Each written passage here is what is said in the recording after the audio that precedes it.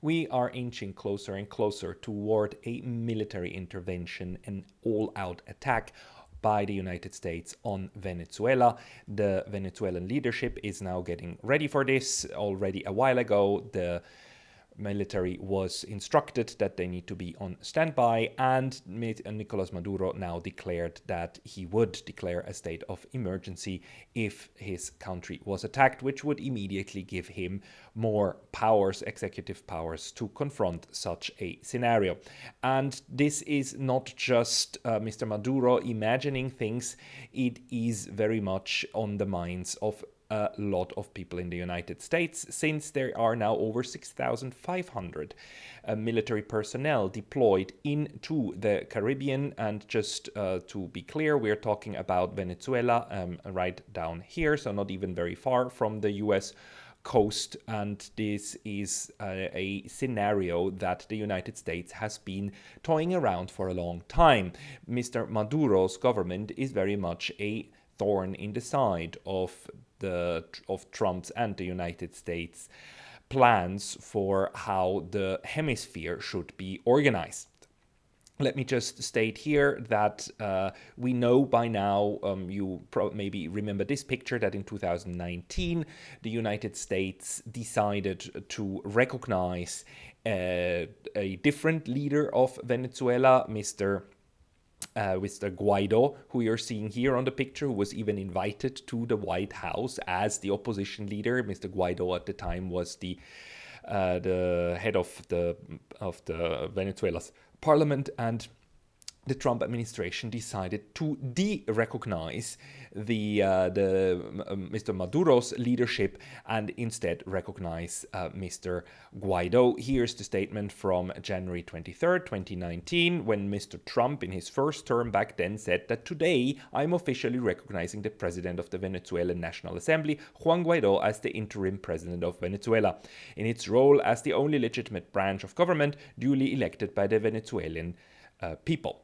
So this was the game plan back in 2019, and it was then backed up with a lot of effort to force Mr. Maduro out by propping up Mr. Guaido in quite desperately in the hope that within Venezuela you would then have enough momentum to push him out. There was a migrant flows from Venezuela. Venezuela at the time was under very stringent economic sanctions. They still are, but the sanctions were really biting quite heavily back in 2019 and 2020, to the point where people were lacking even food supplies, and there was an entire protest movement staged or organized, and humanitarian goods coming in from Colombia to Venezuela, and Mr. Guaido as one of the leaders inside Venezuela to champion the reception of this, and everything that was needed in order to foment this regime change moment, that however then fizzled out and didn't happen. Now the situation currently is slightly different, because Venezuela had also again presidential elections, and it was again Mr. Maduro who won these elections. At least that is what the Venezuelan electoral commission is telling us. The United States at the moment is taking the position that Mr. Maduro is again illegitimate, and that this election was actually won by the opposition, and that even US electoral commissions certify that it was the opposition that officially won, and the United States, of course, recognizes only what it wants to recognize, and hence it now again, Mr. Trump in his second term asserts that Mr. Maduro is not the legitimate president of Venezuela. Why that matters, I will tell you in a moment, but we are currently seeing, actually, I think, the preparations for the second part of this, of what started in 2019 under Trump 1. And in the meantime, we actually also learned that the preparations for interventions in Venezuela under Trump's first term went very far. So this is a short report on the memoirs of the then Minister of Defense, Mr. Mark Esper. I will just read a few segments of this. The Trump administration openly considered a military invasion of Venezuela, going so far as to discuss the plot with opposition figures from former U.S. Secretary of Defense Mark Esper revealed in his recently released memoir. So these memoirs came out in 2022, so the information we are reading here is already 3 years old. So this Esper book is now well out in the open, and the plans that were made to take over Venezuela or to attack Venezuela and have a regime change are now very well known. Let's read a little bit more what Mr. Esper tells us. Esper, who served as Secretary of Defense from July 2019 to November 2020, wrote in his book A Secret Oath of meeting at the White House on February 5, 2020, between White House officials, including former US President Donald Trump and Venezuelan opposition figures Juan Guaidó, Julio Borges, and Carlos Vecchio. Trump had a year earlier recognized Guaido as interim president of Venezuela as part of an effort to oust Mr. Maduro. Esther writes that based on Guaido's response in the meeting, he concluded that the opposition was willing to embrace U.S. support for an invasion of Venezuela from Colombia using U.S.-trained mercenaries, but that the opposition leader was more interested in having U.S. troops directly invade instead. So they were really going extremely far in 2019 in planning already how a invasion of Venezuela could be done. This is revealing, of course, because at the moment we are reading again about meetings in the United States between US officials and opposition forces. There is a New York Times article out at the moment, and that just came out today or yesterday, entitled "Top Trump Aides Push for Ousting Maduro from Power in Venezuela." An opposition movement whose figures have met with US officials says it is communicating with Washington on plans to dismantle Nicolas Maduro's criminal structure. So we are back in 2019. We are back at the White House now, planning secretly with certain figures within Venezuela's opposition, and a lot of that opposition is outside of Venezuela, of course, and the US is now planning with them how to best go about this regime change operation. Officially, of course, this is not framed as such an operation. Officially, Mr. Trump is assuring us and his team that this is an anti-drug operation. Here we go. Just a couple of extracts from this interesting article. Because administration officials assert Mr. Maduro sits atop Venezuela's cartel network, they can argue that removing him from power is ultimately a counter-narcotics operation. So, ladies and gentlemen, do not get carried away. This has nothing to do with the United States intervening in the internal political processes of a neighboring country. It is really just all about narcotics. Mr. Rubio, the Secretary of State, repeatedly cites the Justice Department's 2020 indictment of him and other Venezuelan officials on drug trafficking charges. He recently described Mr. Maduro as a fugitive from American justice and the head of a terrorist organization and organized crime organization that have taken over a country. So this is also very reminiscent of other U.S. approaches that are even older than Trump's first administration.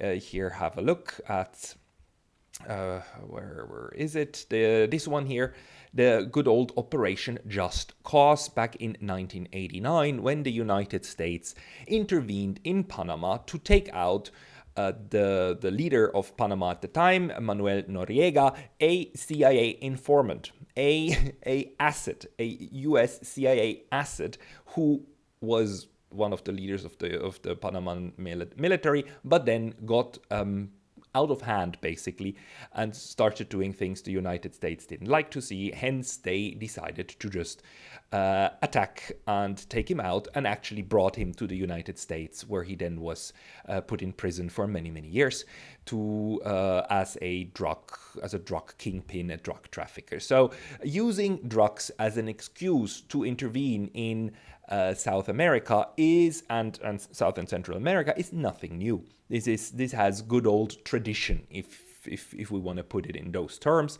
And it seems that this playbook is now being warmed up again in order to, or this narrative is being warmed up again in order to serve the playbook that had been started earlier in 2019, getting Maduro out of office, and somebody who is then going to be much more willing to work closely with the United States, sign over oil rights and drilling rights and probably rare earth mineral rights to the United States.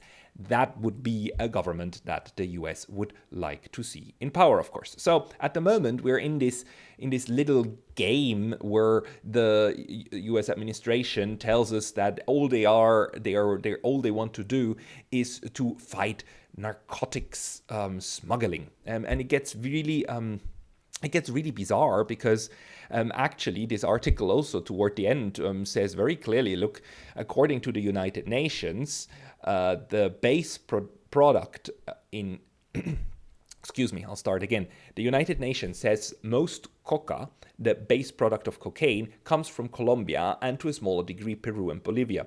While some cocaine leaves South America through Venezuela, the country is not a main source of US-bound drugs, according to a 2020 report from the DEA. Also, the current fentanyl crisis in the United States is not caused by Venezuela. It's not done in Venezuela. Most of the fentanyl is produced in Mexico with ingredients that the United States says are coming from China. So basically, the United States has all reasons to blame everybody around itself for a crisis, a self-made drug crisis, and instead of trying to work on the people who actually start using drugs because their lives are miserable, the US now says, no, we are not going to target the demand side. We are going to target the supply side, and we target the supply side with lethal force. Because I probably don't need to remind you that the US already attacked 3 civilian vessels in the Caribbean, which the Trump administration accused of being drug smugglers, and just blew them up. 17 civilians have already died in this war on drugs, and we of course don't know if it is true that these people were smuggling drugs. We just have to take the word of the US administration, according to intelligence reports, as truth. Because has it ever happened that the US government said an untruth? Has it ever happened before that the US was lying about a reason to go to war with another country? No, of course not. It has never happened before. Hence, also this time it must be true. And if you believe that, then I've got an even bigger bridge to sell to you. Maybe one in the Gulf of Tonkin or any place like that.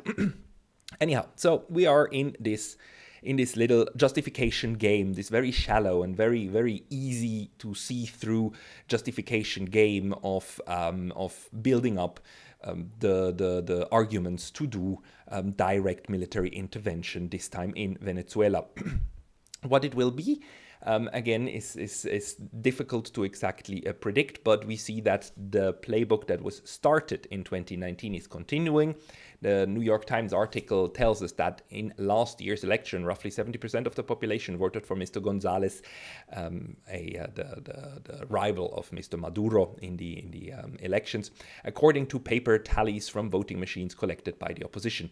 The Carter Center, an independent vote monitor, found the opposition's count to be accurate, but the Venezuelan military has remained loyal to Mr. Maduro despite years of meager pay and political repression. So the New York Times informs us that according to an independent monitoring institute named after a US president, that according to them, Mr. Maduro is illegal, right? Hence, the US has now justification to do what it does. And of course, the US already increased the bounty on the head of Mr. Maduro to $50 million. So the current Trump administration is doing everything they can to pretend that Mr. Maduro is a criminal and an illegitimate leader of Venezuela, and that he need to be brought to U.S. justice. And actually, this rhetoric is quite strong. It's Mr. Rubio actually says so. Rubio says, Maduro is not the legitimate leader of Venezuela. He's a fugitive of American justice who undermines regional security and poisons Americans, and we want to see him brought to justice.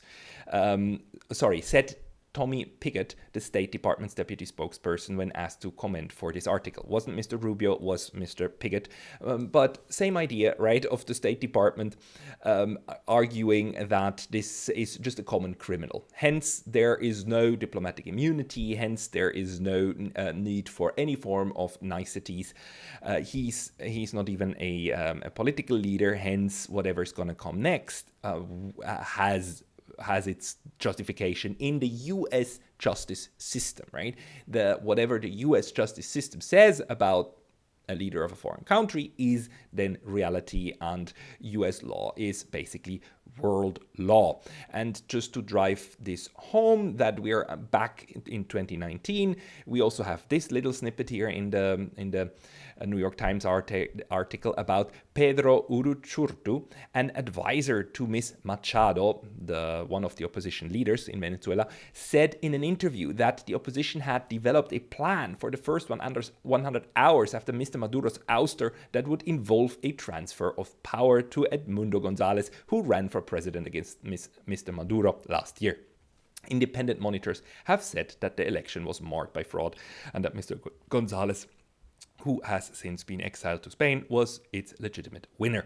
So again, we have these meetings in the White House. We have discussions between the Venezuelan opposition. Never mind that these people also are not elected. Never mind that these people also have no claim at speaking for the entirety of the Venezuelan population. All of that doesn't matter. The only thing is that the United States has its route and has its connections into Venezuela and is now making plans for the aftermath of whatever is gonna come next, which of course then raises the question, what could come next? So last time they tried a, indigenous kind of uprising against Mr. Maduro, which wasn't strong enough and didn't succeed. In the meantime, we've also seen how the Trump administration obviously has learned to not even bother with such masquerading of regime change operations, and how they have greenlit several outright decapitation strikes of factions that they accuse of being criminals. We've seen how the Israelis got the green light to bomb away the leaders in Lebanon of Hezbollah, how a decapitation strike was also attempted against Iran, killing a lot of senior scientists and going even after political leaders and military leaders in Iran. We have seen how the US greenlit the assassination of Hamas negotiators in Qatar. So the willingness of the United States to use brute force to physically eliminate people that it doesn't like is now much more of a given than before.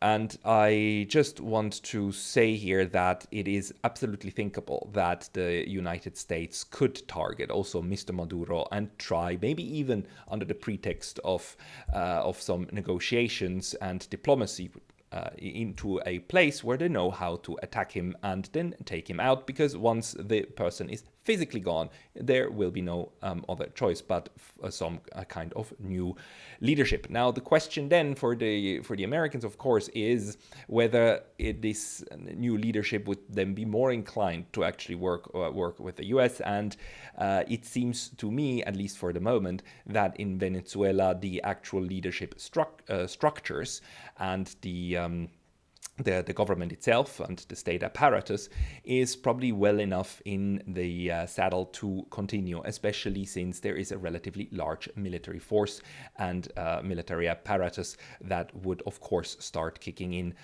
if there was an attack on the political leadership happening.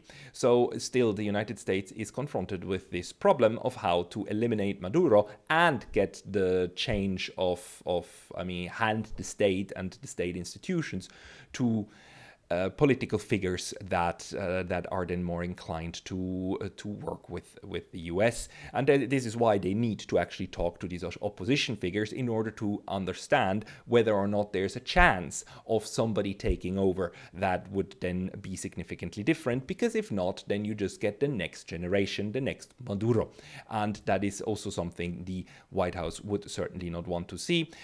We also know that with the 6,500 or so military personnel in front of Venezuela and in the Caribbean at the moment, you cannot stage an invasion. You would need many more troops for this. But with modern drone technology, you and the missile systems available to the Trump administration, you could, of course, try to have attacks directly at the leadership, for instance, or the United States can try to systematically take out economic infrastructure, especially also the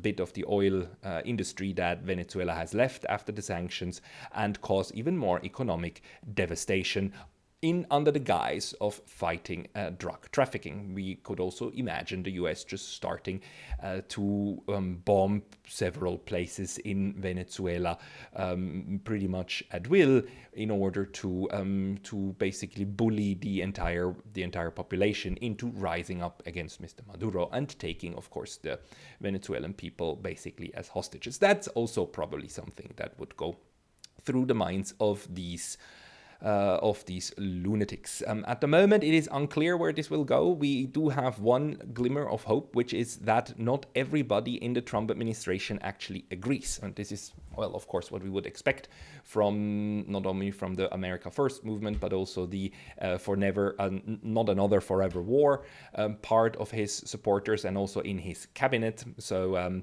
we haven't read anything from Tulsi Gabbard, the intelligence chief, and we know, thanks to the New York Times, that there are some officials who are opposing all of these military options. Some senior US officials, most notably Richard Grenell, Mr. Trump's envoy to Venezuela and the head of the Kennedy Center, say any attempt to remove Mr. Maduro by force would be misguided. Those officials argue that expanding the campaign against Venezuela into regime change operation risks putting the United States in an extended war of the kind Mr. Trump promised to avoid. Mr. Grenell and his supporters say diplomatic negotiations is the best way to protect American economic interests in Venezuela. Now, this is a glimmer of hope. However, this Mr. Grenell, being obviously a part of the State Department and part of the diplomatic arm of the US administration, would of course be prone to argue that you need to do this all via diplomacy and not military force, whereas Pete Hegseth, the Secretary of War, and Mr. Trump's whole obsession with using war and military as a way to create peace through strength, that crowd, the neocon crowd and the obsessive military force crowd, they are currently certainly pushing into the direction of putting more and more strain on Venezuela through military means, because they view these bullying tactics as something that will unfailingly work. The fact that there are now these negotiations with opposition, or these talks with opposition leaders, also is very alarming. And Mr. Maduro last week or 2 weeks ago even sent a letter to the United States saying that he is willing to do diplomacy, but that letter has been ignored, and the US administration is currently not trying to go the diplomatic route with Mr. Maduro. It seems that the determination that Maduro must go has been made, and currently there's all of this fluff about how to justify that in terms of a policing operation against a drug cartel. This is where we are. I do hope an attack will not happen, but I fear we are pretty close from that scenario.